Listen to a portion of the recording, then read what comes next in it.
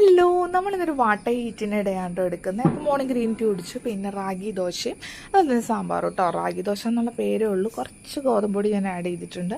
എന്നാലുള്ള നമുക്ക് ദോശയുടെ ആ പരുവത്തിന് കിട്ടുള്ളൂ. വളരെ കുറച്ച് ഗോതമ്പൊടി പിന്നെ റാഗി പൗഡിയും കൂടി ആഡ് ചെയ്തിട്ടാണ് ഉണ്ടാക്കിയത്. നല്ല ടേസ്റ്റ് ഉണ്ടായിരുന്നു കേട്ടോ. പിന്നെ എനിക്ക് നല്ല വിശപ്പുണ്ടായിരുന്നു. പിന്നെ അത്യാവശ്യം വയറ് ഫില്ലായിട്ട് നിൽക്കുകയും ചെയ്യും, പെട്ടെന്ന് വിശക്കുകയില്ല. നമ്മുടെ ഹെൽത്തിന് വൈസ് നല്ലതുമാണ് കേട്ടോ. ഇത് നമ്മുടെ ഇറച്ചിച്ചോറാണ്, ജസ്റ്റ് ഞാനൊന്ന് ടേസ്റ്റ് ചെയ്ത് നോക്കിയതാണ് കേട്ടോ. സംഭവം കൊള്ളായിരുന്നു. പിന്നെ നമുക്ക് ഉച്ചക്കത്തൊക്കെ ചോറും ഓംലേറ്റും തൈരുണ്ടായിരുന്നു, കപ്പങ്ങ ഒലത്തും കപ്പങ്ങ സാമ്പാറും ഉണ്ടായിരുന്നു, പിന്നെ കുറച്ച് അച്ചാറുണ്ടായിരുന്നു കേട്ടോ.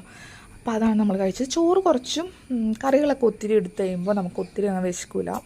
അപ്പോൾ നമ്മൾ അങ്ങനെയാണ് കഴിച്ചത്. പിന്നെ അത്യാവശ്യം കുറച്ച് ഇരുന്ന് സാവധാനം പതുക്കെ കഴിക്കുമ്പോൾ അങ്ങ് ഒത്തിരി വിശക്കുകയില്ല.